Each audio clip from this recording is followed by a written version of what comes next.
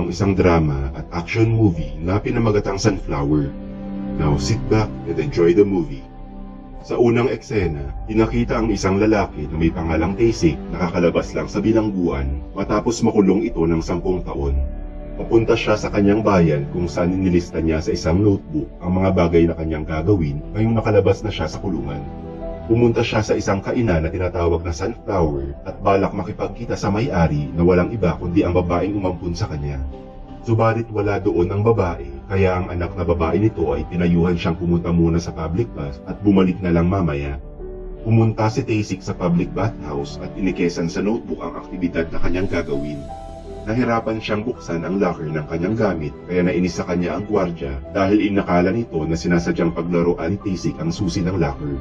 Dahil sa kanyang kakaiba at lampang itsura, binuli siya ng gwardya. Subalit nang tinanggal ni Taysik ang kanyang damit, nakita ng lalaki ang tattoo sa buong katawan niya at biglang umurong ang kanyang itlog dahil kanyang naisip na isang gangster si Taysik. Samantala, makikita ang ilang gangster na binubuli ang isang babae sa gilid ng kalsada. Ang mga gangster ay tauhan ni Changmu at Yankee, ang dalawang gangster na namumuno sa lungsod. Dalawang pulis ang makikitang nagpapatrol sa di kalayuan, ngunit hindi nila pinansin ang kaguluhan at nanatili lang sa kanilang sasakyan. Si Changmu na nasa isang nightclub ay nilapitan ni Taysik para batiin ang dating kaibigan. Sobrang nirerespeto niya si Taysik at nabunyag na siya ay hindi isang pipitsyugong lalaki.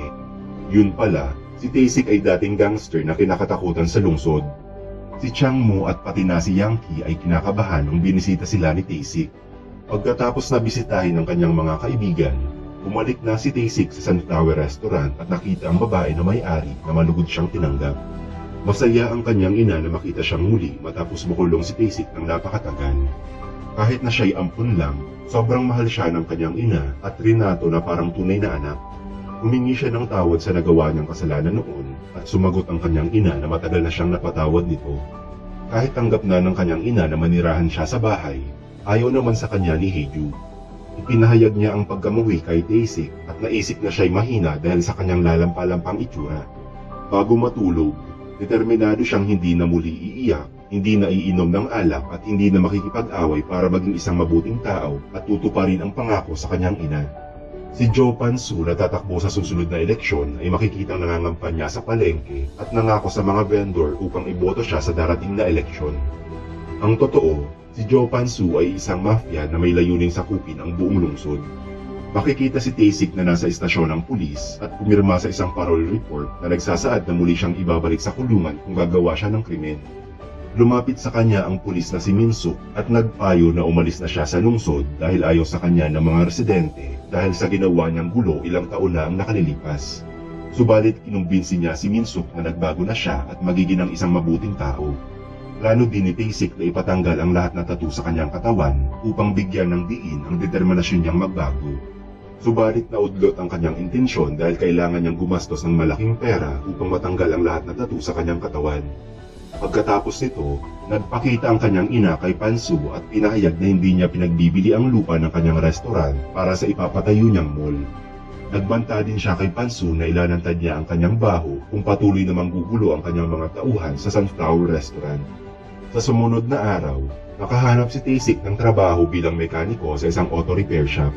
Si Min-suk at kanyang partner ay nagpapatrol nang makita si Taysik na masigasig na ginagawa ang kanyang trabaho. Sinabi ni Min-suk ang tungkol sa nakaraan ni Taysik na isang delinkwente. Isa din siya sa mga naging biktima ng pambubuli ni Taysik nang siya'y nag-aaral pa. Si Changmu at Yankee ay walang kalaban-laban noon kumpara kay Taysik. Ilang taon na ang nakalilipas, ang mga gangster sa lungsod ay pinapangunahan ni Choi Do-pil ay tauhan sina Changmu at Yankee. Dahil laging naghahasik ng gulo si Taysik, nakialam si Choi Do-pil at inutusan ang kanyang mga tauhan para patayin si Taysik. Subalit hindi inaasahang sobrang galing lumaban ni Taysik at madaling natalo ang mga tauhan ni Choi Do-pil. Pinatay niya din si Choi Do-pil sa huli kaya siya'y nakulong dahil sa kasong murder. Pagkatapos ng insidente, pumalit sa pamumuno sina Changmu at Yankee na nakipag-alyansa kay Jo Pan-soo. Bumisita si Min-suk sa pinagtatrabahuhan ni Taysik at nakilala ang kanyang employer. Binunyag ni Min-suk ang pinagkakakilanlan ni Taysik ngunit walang pakialam ang employer tungkol sa kanyang nakaraan dahil masipag siyang magtrabaho. Sa sumunod na araw, bumisita si Taysik sa eskwelahan ni Heju at nagbabalak na kumuha ng kursong Ingles. Nang siya'y pauwi na, inatake siya ng isang lalaki na may pangalang Sungjin na meron palang gusto kay Hiju at nagselos dahil sa pagiging malapit niya sa babaeng kanyang gusto. Dinala si Taesik sa isang bakanting warehouse at doon pinagbubugbog. Dahil determinado si Taesik na hindi na muling makikipag-away, pinagtulungan siya ng mga tauhan ni Sungjin. Subalit na sorpresa sila nang makita ang tattoo ni Taesik nang aksidente nilang mapunit ang kanyang damit. Pagkatapos ng insidente, lumambot ang kilos ni Hiju at ginamot ang sugat ni Taesik. Sa kabilang dako, nagdiriwang si Pansu sa kanyang pagkapanalo sa general election. Ngayong isa na siyang government official, balak niyang ibigay ang liderato sa pagpapatakbo ng pinakamalaking nightclub sa kanyang mga pinagkakatiwalaang alipores. Ngunit bago ang lahat, gumawa si Pansu ng isang kondisyon na kung sino man ang makapagpapaalis sa Sunflower Restaurant ay siyang mamamahala ng pinakamalaking nightclub. Nang marinig ito, agad na inutusan ni Changmu ang kanyang mga tauhan na sirain ang Sunflower Restaurant. Subalit naabutan ni Changmu si Taesik sa lugar kaya agad niyang inutusang umalis ang kanyang mga tauhan. Humingi ng tawad si Changmu kay Taesik dahil hindi niya alam na doon siya nakatira. Pagkatapos nito, lumapit si Changmu kay Yankee at nakipagtalo dahil hindi niya pinaalam na si Taesik ngayon ay nakatira na sa Sunflower Restaurant.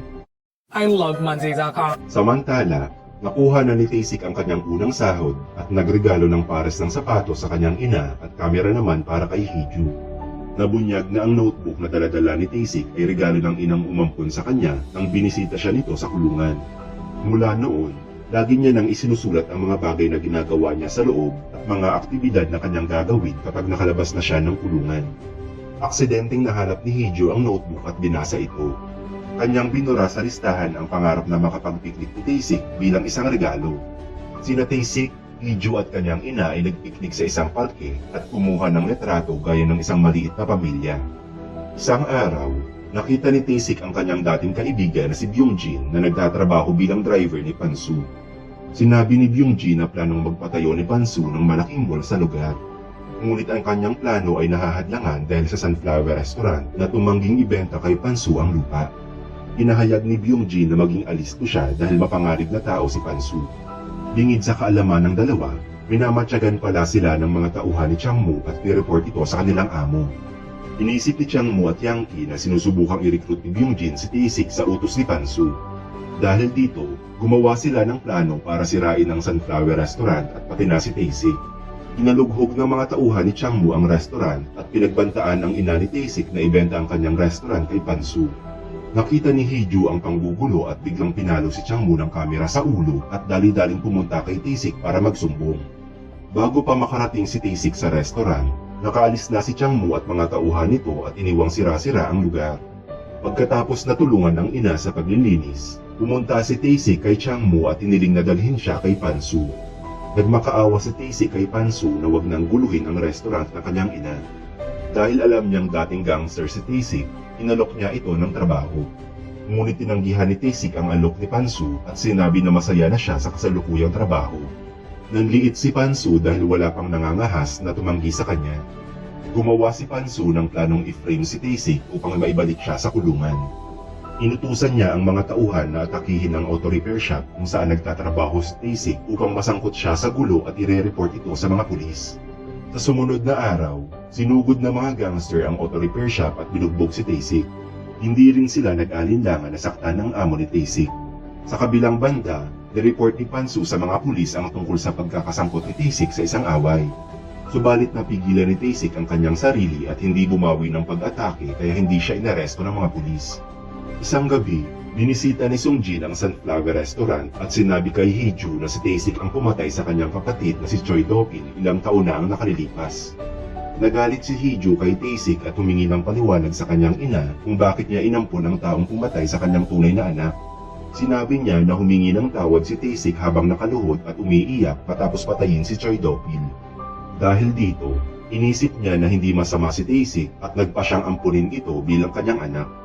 Nang marinig ang paliwanag ng kanyang ina, sa wakas ay naintindihan ni Hiju kung bakit niya ito ginawa. Humingi ng tawad si Taesik kay Hiju at sinabing aalis na siya sa kanilang bahay, ngunit hiniling ni Hiju na manatili siya sa kanila. Sinabi niya kay Taesik na siya lang ang nagpapasaya sa kanyang ina at pinasalamatan pa siya sa pagpatay ng kanyang kapatid na laging basto sa kanyang ina.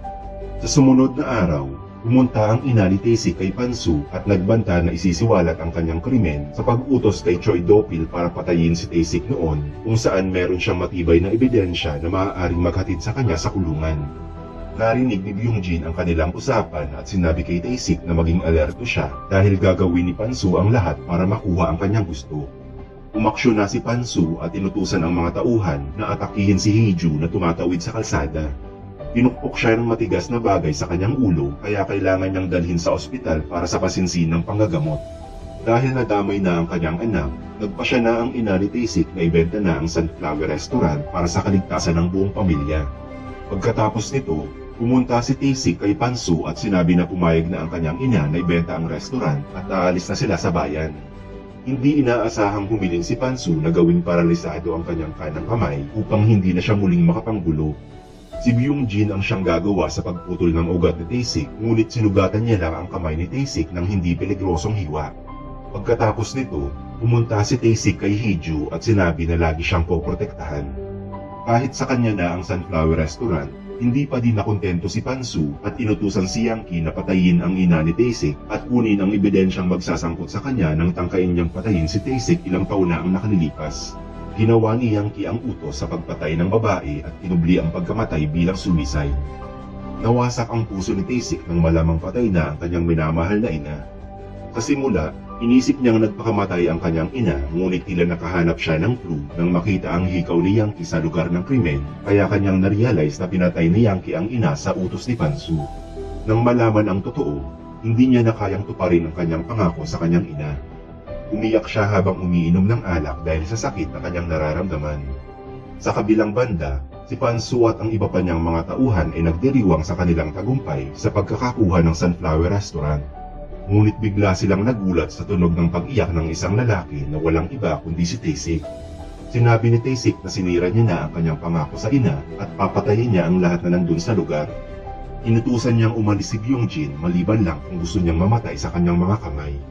Kahit na siya'y mag-isa lang, nagawa niyang patayin ang lahat na tauhan ni Pansu kabilang na si Sung-jin, Chang-mu at Yang-ki. Nagawa niya ding patayin si Pansu at sinunog ang kanyang nightclub. Habang siya'y sugatan at napapalibutan ng apoy, natandaan ni Taesik ang mga magagandang alaala kasama ang kanyang ina at si Hee-ju. Sa huli, hinayaan niya ding mamatay ang sarili sa naglalagablab na apoy. Sa huling eksena, pinakitang magaling na si Hee-ju at siya ngayon ang pinakamatalinong estudyante sa mathematics department gaya ng kanyang pinapangarap. Makikita si Hee-ju na ginugunita ang mga magagandang oras na kasama si Taesik at kanyang ina.